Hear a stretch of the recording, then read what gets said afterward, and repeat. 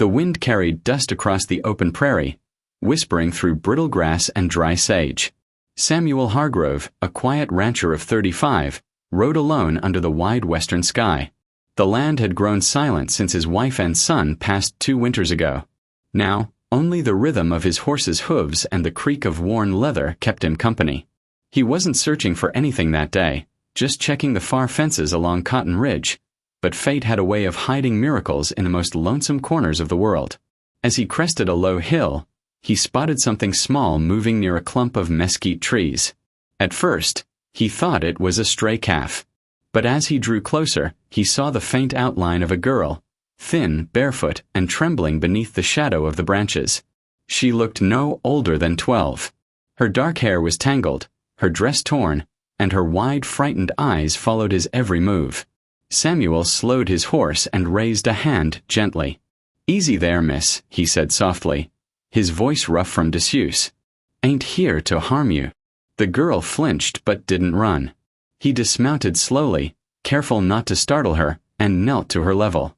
"You hurt?" he asked. She didn't answer, only pressed a small hand to her stomach.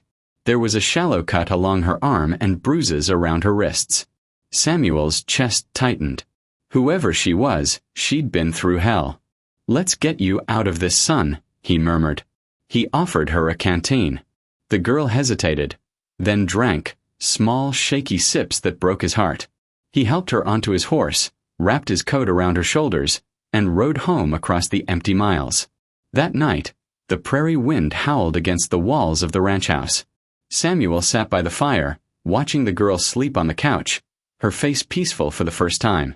He'd set out an old quilt his late wife had sewn, and something in the sight of it, the child bundled in warmth and safety, stirred a place in his soul he thought had gone cold.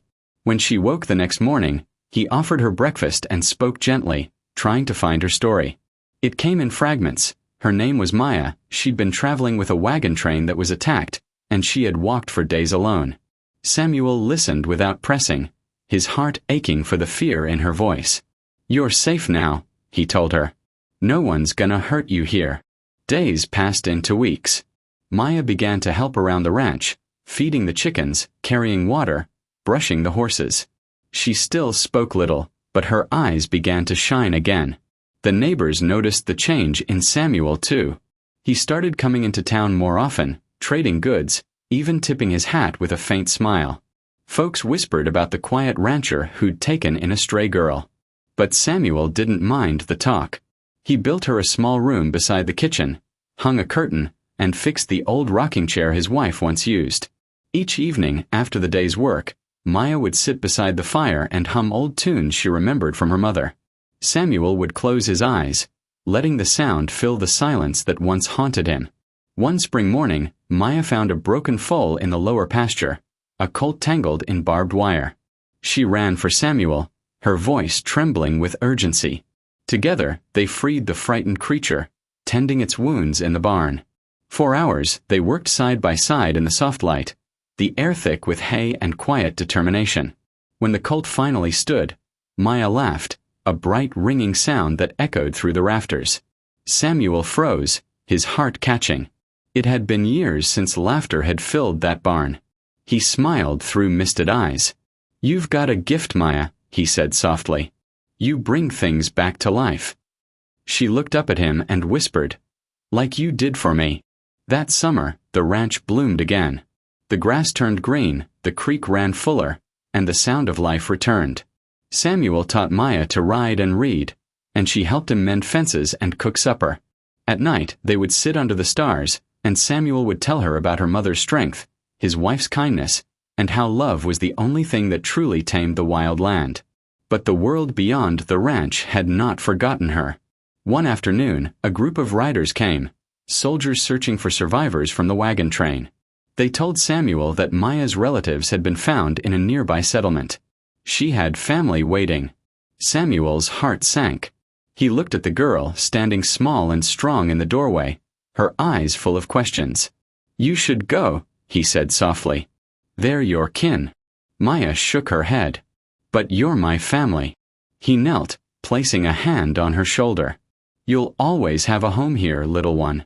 Always." but blood's got a way of calling us back. 2 days later, the wagon came to take her. The morning was pale and still. Maya hugged him tight, tears streaking her dusty cheeks. "Don't let the colt forget me," she whispered. "I won't," Samuel promised. "He'll be waiting when you visit." As the wagon rolled away, the ranch felt quiet again, but not empty. Samuel watched the horizon until the dust settled. Then he turned to the barn. The foal neighed softly, as if sensing the loss. He smiled faintly. "She'll be back, boy. She's got the prairie in her heart." Months later, autumn painted the hills in gold and red. Samuel was mending the gate when he heard the sound of hooves. A small figure rode toward him. Maya, taller, older, confident. She jumped from her horse and ran into his arms. "Told you I'd come back," she said with a grin. Samuel's voice cracked with emotion. "And I told you this'll always be your home." The colt, now grown, nuzzled her shoulder, and laughter filled the air once more. From that day on, the ranch never knew silence again. It became a place of second chances, a home for wanderers, lost children, and tired souls who needed a start. Samuel, once broken by loss, found purpose in every sunrise. And every time he looked at Maya, he saw not just the girl he'd rescued, but the hope that had rescued him. Because sometimes the prairie gives back what life has taken. If only you have the heart to listen. As the years passed, the ranch thrived with laughter and life once more. Travelers who stopped by spoke of a rancher and a young woman who mended hearts as easily as fences. Proof that love, once buried in grief, could bloom again under the wide and forgiving western sky.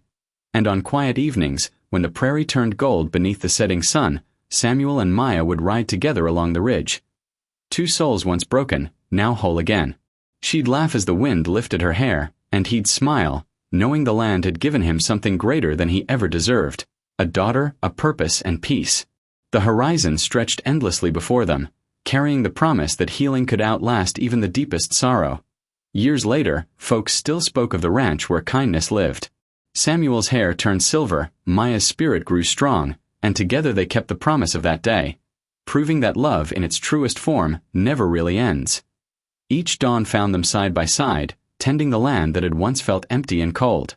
The laughter of children, orphans they'd taken in, echoed through the valley, a living testament to grace.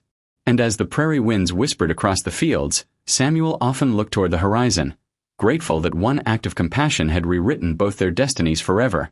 And beneath that endless western sky, their hearts beat in harmony, forever bound by love's quiet strength.